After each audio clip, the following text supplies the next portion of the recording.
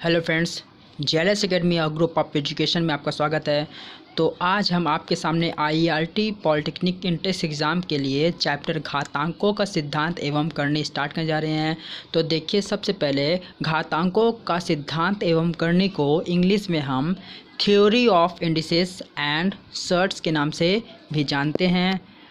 सबसे पहले हम घातांक के बारे में जानेंगे। घातांक होता क्या है?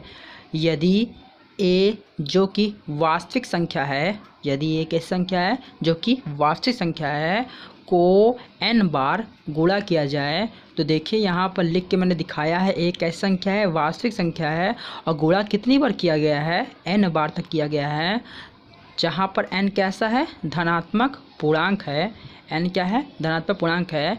तो इसको हम किस रूप में लिख सकते हैं? a की पावर n के रूप में हम लिख सकते हैं। ये घातांक का स्वरूप है। घातांक को हमेशा ऐसे रिप्रेजेंट करते हैं, ठीक है। अब रही बात जो a की पावर n है ना, उसमें a को क्या कहते हैं, n को क्या कहते हैं?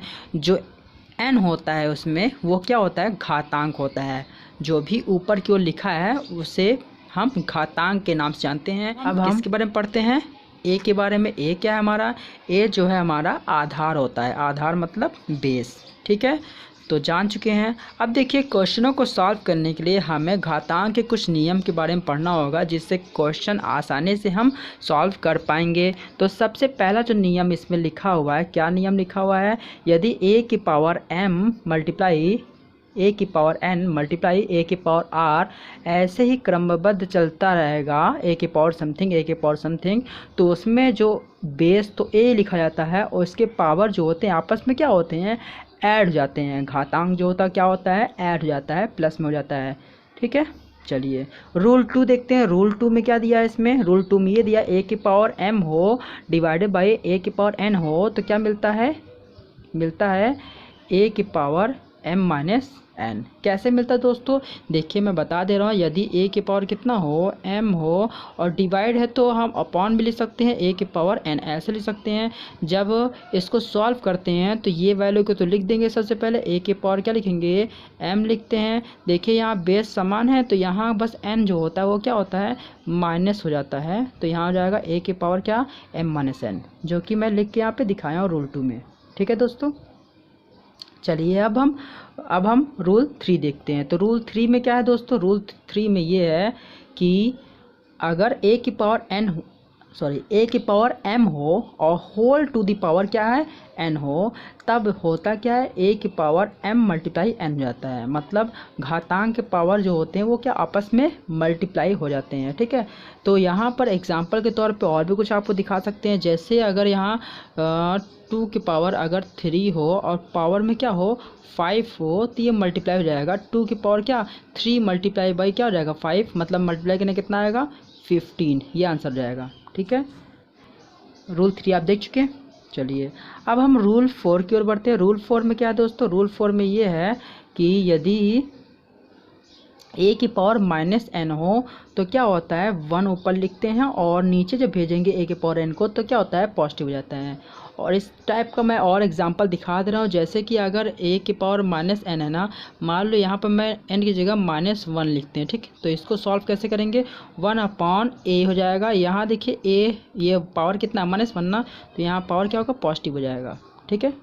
चलिए और भी एग्जांपल दिखाते हैं। यदि हम a की पावर अगर बात करते हैं -2 लेते हैं, तब क्या होगा? -2 है यहाँ पर, तो क्या हो जाएगा? 1/a -2 हमारा क्या हो जाएगा? नीचे आने पे प्लस हो जाएगा, ठीक है। देख लिए, समझ लिए। तो हम रूल 4 पढ़ चुके हैं। अब हम रूल 5 की ओर बढ़ते हैं। रूल 5 में क्या है? यदि a बाई बी की पावर n हो, मतलब a बाई बी की पावर n हो, तो इसमें क्या है? दोनों के पावर अलग अलग n जाएगा। और अगर हम इसको उल्टा करते हैं, a बाई बी को क्या करेंगे? हम b बाई ए करेंगे, तो पावर क्या होगा? निगेटिव हो जाएगा। यहाँ देखिए निगेटिव दिख रहा है ना आपको? ये देखिए निगेटिव हो गया ना। अगर हम रेसिप्रोकल करेंगे, a बाई बी को b बाई ए में चेंज करेंगे तो n क्या हो जाएगा हमारा? निगेटिव हो जाएगा, ठीक है। चलिए अब हम रूल 6 की ओर बढ़ते हैं। रूल 6 में क्या दिया गया है? a की पावर n हो मल्टीप्लाई b की पावर n हो, अगर दोनों के पावर में n हो, साथ में दोनों में संबंध किसका हो? गुणा का हो, तो दोनों एक साथ गुणनफल लिख के पावर n लिख के दिखा सकते हैं, ठीक है।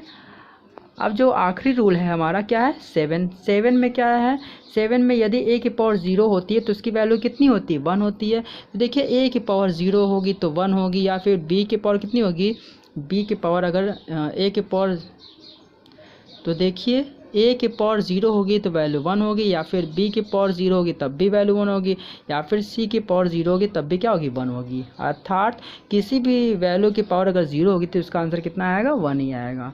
तो इस प्रकार से हम घातांक के कुल 7 नियम पढ़ चुके हैं। चलिए अब हम कुछ और चीज़ के बारे में जानते हैं।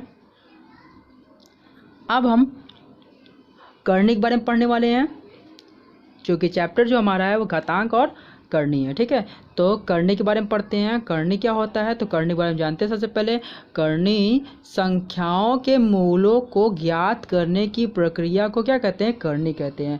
संख्याओं के मूल मतलब कोई भी संख्या अगर लिख देंगे, चाहे 2 लिख देंगे और इसमें क्या लगाएंगे, रूट लगाएंगे। ठीक है, क्या लगाएंगे, यहाँ लिखा था ना, संख्याओं के मूलों का रूट्स को ज्ञात करने, संख्याओं का मूलों क्या ज्ञात कर रहे हैं, रूट्स ज्ञात कर रहे हैं। इसको ज्ञात करने की प्रक्रिया को क्या कहते हैं, करनी। अर्थात ये हमारा क्या है, करनी के रूप में है। चलिए, या फिर हम 4 पे भी अगर हम रूट लगा देंगे तब भी क्या होगा, करनी कहलाएगा। या फिर अगर हम 5 पर क्यूब रूट इसको बोलेंगे। ठीक, 3 लग जाएगा, क्यूब रूट लगा देंगे। रूट कई टाइप के होता है, स्क्वायर रूट होता है, यहाँ पे देखिए स्क्वायर रूट लगा, यहाँ पे स्क्वायर रूट लगा, यहाँ पे क्यूब रूट होता है। तो ऐसे कई डिफरेंट टाइप के होते हैं रूट्स किसी भी टाइप का लगेगा, सब क्या कहलाएगा, करनी ही कहलाएगा। चलिए, इसी प्रकार हम इसको भी पढ़ेंगे। क्या पढ़ेंगे, इसी प्रकार हम इसको क्या पढ़ेंगे, 5√32 पढ़ेंगे। ठीक है, चलिए इसके बारे में जानते हैं किस किस वैल्यू का क्या क्या नाम है। तो देखिए यहाँ पर लिख के दिखाया है 5√32 है ना। तो इसमें सबसे पहले देखेंगे जो हमारा 5 है ना, बाहर की ओर जो 5, उससे हम करनी घात के नाम जानते हैं। ठीक है, और जो अंदर 32 है ना, उसे करनी घत के नाम जानते हैं। और जो ये चिन्ह दिख रहा है आपको रूट वाला, तो ये तो आप देख ही चुके हैं, करनी चिन्ह किसे कहते हैं, इससे रिप्रेजेंट करते हैं। यहाँ पे दिख रहा है ये चीज़, ये है ना। चलिए, तो हम अब जान चुके हैं। चलिए अब हम क्या करते हैं, करनी के भी नियम पढ़ते हैं। जैसे घातांक के नियम पढ़ चुके हैं, वैसे ही करनी के नियम से भी जान लेते हैं, ताकि क्वेश्चनों को सॉल्व करने में बहुत ही आसानी होगी। ठीक है, तो सबसे पहला जो नियम दिया गया है, सबसे पहला नियम क्या दिया गया हमारा, n रूट में a की पावर n हो तो इसकी वैल्यू कितनी a होती है। तो इसको मैं समझा दे रहा हूँ। अगर n है ना और रूट में कितना a की पावर n है, तो इसको सॉल्व करने के लिए क्या करते हैं पता है, लिखते हैं सबसे पहले अंदर वाले को लिख लेते हैं, a की पावर n लिखते हैं, फिर पूरे के पावर में जो n है ना वो क्या बन के बाहर आता है, 1/n बन के आता है, जिससे n कट जाता है और बचता कितना, a।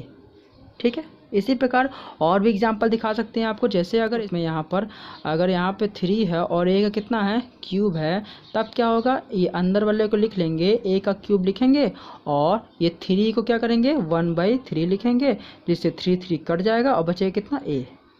और भी एग्जांपल दिखा सकते हैं। जैसे कि यहाँ अगर बात करें हम अगर स्क्वायर रूट में a स्क्वायर हो तब क्या हल होगा, इसका हल होगा a स्क्वायर और पावर क्या आ जाएगा, यहाँ पे देखिए पावर यहाँ कुछ नहीं दिख रहा है, तो बता दें यहाँ कुछ पावर नहीं रहता, तो इससे बोलते हैं क्या, स्क्वायर रूट बोलते हैं। तो यहाँ पर ऑलवेज कितना होता है, 2 होता है। ठीक है, 2 होता है, तो यहाँ क्या जाएगा, 1/2 बन के आएगा, 2 कट जाएगा, बचे कितना, a।